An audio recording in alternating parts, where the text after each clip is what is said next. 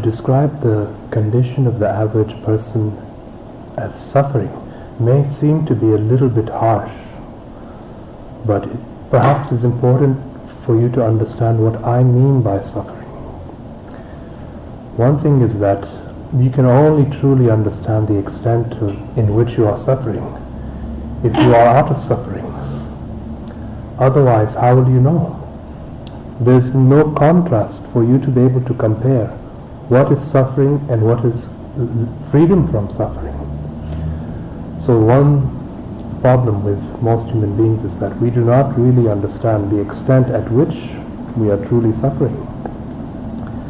Now, what do I mean by suffering? Quite simply, if your mind is driven most of the time by unfulfilled desire, then we can say that you are living in suffering.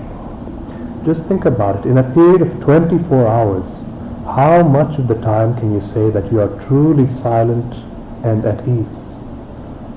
Very few people can say that they are truly silent and at ease most of the time, simply because outside forces are having too much of an influence on what is their inner condition. So part of my whole work is to be able to transmit methods for inner transformation so that your well-being becomes totally self-sufficient.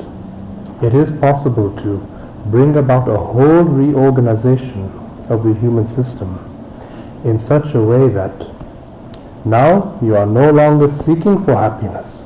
Now this is just the way that you are, just simply because this is your nature. And what's needed for this is that to understand what is at the root of most of our sufferings in the world. In a word, it is ignorance or lack of knowledge. So as an antidote for that, we need knowledge, we need insight, we need clear perception into reality as it is. So what is knowledge? Somebody tell me, what's knowledge? Any kind of knowledge. Let's say knowledge to use your telephone. What brings about knowledge? Suppose I never had the previous experience of a telephone. Will I be able to understand, okay, what is the mechanics of this telephone? How am I going to be able to use it, to put it to use? Experience? Yes. Previous experience. All of our knowledge is based on previous experience, which is largely memory. So suppose, I hope this does not happen to anybody, you're walking on the road, you fall over, you hit your head, and you get amnesia, and suddenly all the memory is wiped out. Now what has happened to your knowledge? As if it's completely dissolved. So we need to understand this. Most of our knowledge is based on experience, especially the personality. Everything that has accumulated this personality, it's just based on previous experience. So there's two ways that we can gather knowledge about anything in the world. One is through what we call inferential knowledge, and another is through direct experience.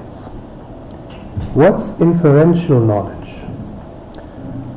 Let's say you're walking and you come across a bundle of ash. You may not have seen the fire burning, but because you see the bundle of ash, you know that there has been a fire that has been burning. Or you come across a dead corpse. You need not have seen him walking and healthy and alive, but just by seeing the dead corpse, you know that this man once was alive and healthy. So this is what we mean by inferential knowledge. Because you see the traces of something, you can assume that it exists. So most of our, actually in modern science, a huge amount of modern scientific exploration is done just out of inferential knowledge. It's so interesting today with all of this talk about quantum physics and subatomic particles and atoms and all of that. No science scientist has even seen an atom. They've only seen the traces of the atom, the traces of its existence. So because they see the traces of its existence, they assume, yes, it exists. Similarly, in yoga, we have put inferential knowledge to use. If you are suffering, obviously there must be a fundamental cause as to why you are suffering. But in yoga, we don't want to just settle for inferential knowledge alone. We want to come to a direct experience of who are you, of self-knowledge. Because, let's look very deeply into this. Only what comes out of our own direct experience has any relevance in our life. Can we agree on this? That only what we have a direct experience of can have any relevance in our life. We may talk about all kinds of brilliant philosophies, but unless it has grounds as a living reality, then this is just empty sophistry. It reminds me in ancient Greece. It's not like in the court systems today.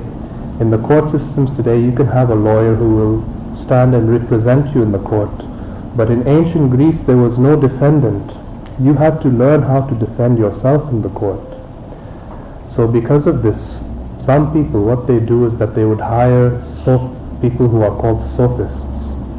And sophists are people who have a skill how to create and design brilliant logical arguments, but for things which are otherwise completely false. That's why when you go to the court, what really makes you win the court case, one part of it is evidence, but the second part of it is just plain sophistry.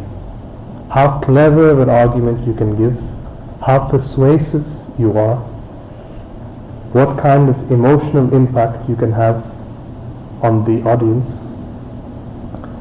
So really when it comes to the knowledge through the logical mind, this logical mind can generate all kinds of brilliant philosophies, but unless things have grounds as our living experience, it's one thing to talk about wisdom, it's another thing to be living with your own clear-seeing eyes.